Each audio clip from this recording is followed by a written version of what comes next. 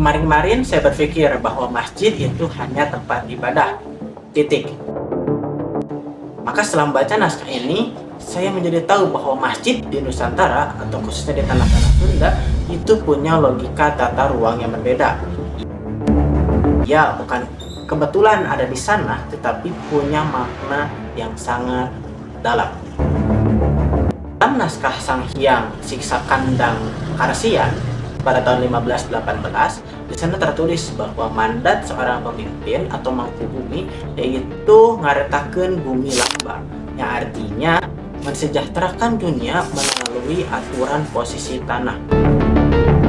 Dan aturan Sunda tadi itu berevolusi setelah Islam masuk menjadi sistem catur gatra tunggal yang menyatakan bahwa dalam suatu wilayah harus ada 4 pilar yang menyatu. Yang pertama adalah masjid sebagai pilar keagamaan.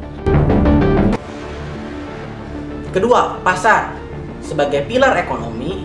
Ketiga, pemerintahan sebagai pilar politik. Dan yang keempat ada alun-alun sebagai pilar sosial. Semuanya harus saling mengontrol.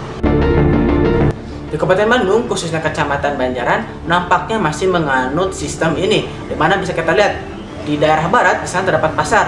Yang di sebelah timurnya, beberapa puluh meter dari pasar, itu terdapat kantor kecamatan. Yang di antara keduanya itu terdapat Masjid Agung Banjaran. Maka saya berhipotesis bahwa Masjid Agung Banjaran tidak didesain untuk tempat sholat saja, tetapi didesain untuk poros integrasi untuk mengontrol aktivitas ekonomi dan juga politik sosial untuk tetap pada etika keagamaan.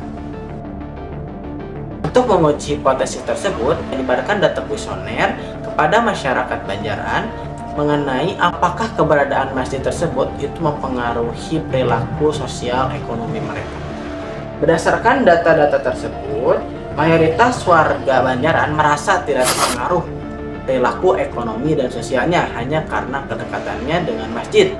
Ini menunjukkan Masjid Banjaran belum optimal fungsinya sebagai penyeimbang, sebagai kontrol aktivitas ekonomi dan sosial sesuai filosofi catur gatra.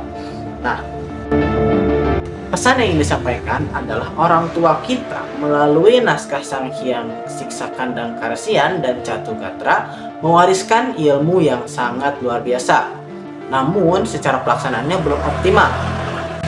Maka pesan kepada warga Kabupaten Bandung, khususnya warga Banjaran, mari melihat Masjid Agung di daerah Kabupaten Bandung bukan hanya tempat ibadah, tetapi juga pusat peradaban atau bangunan yang dapat mengingatkan kita terhadap Tuhan.